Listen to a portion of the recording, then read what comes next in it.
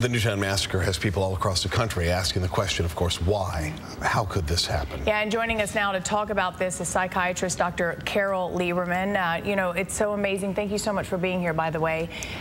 When things like this happen, it's very overwhelming for all of us, even though we're many, many miles away, and it's hard to understand, and it's overwhelming. But typically, there's mental illness attached to things like this, right?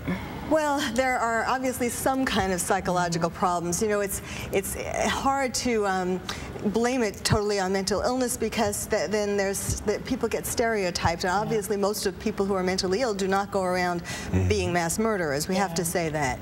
But there is something in this young man that wasn't being sufficiently addressed. It's interesting. His brother had said that he had some kind of autistic disorder and a personality disorder.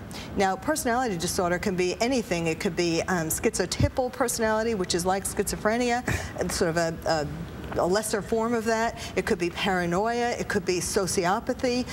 So that's not really telling us much, except for the fact that it tells us that this boy was, at some point, at least evaluated by a mental health professional.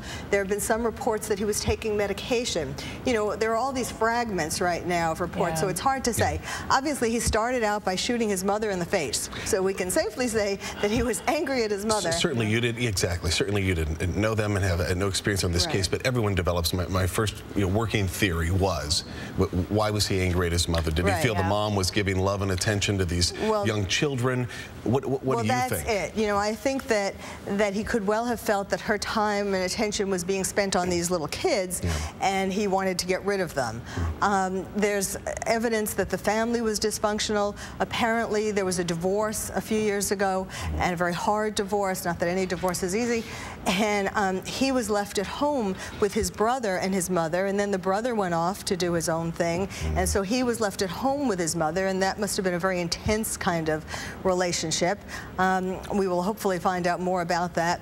But, you know, it tells us, first of all, that people need to be people's psychological problems, parents need to be so aware and not just to dismiss things as a phase that their kid is going through. They have to get them help. Let's turn to, you know, it makes us a little bit sick, I know, to talk too much about this shooter because, frankly, we care about those kids the most, and the adult victims as well. What do we all do now this weekend? How do we start this conversation with our children who are seeing this in the background? Mom and dad have the TV on while they're cooking dinner, and gosh, that seems scary. Right, absolutely. Well, first of all, to the extent that parents can prevent their children from watching this, you know, again and again on the television, that's very important, because what people don't realize is that it's not just the children or the families in that town who are potentially going to have post-traumatic stress disorder and grieving, depression, and so on.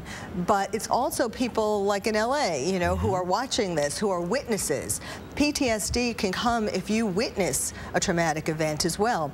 So try to keep the exposure to it down, but assume that, as you said, they're going to be catching glimpses of it, their friends are going to be talking about it, and so on.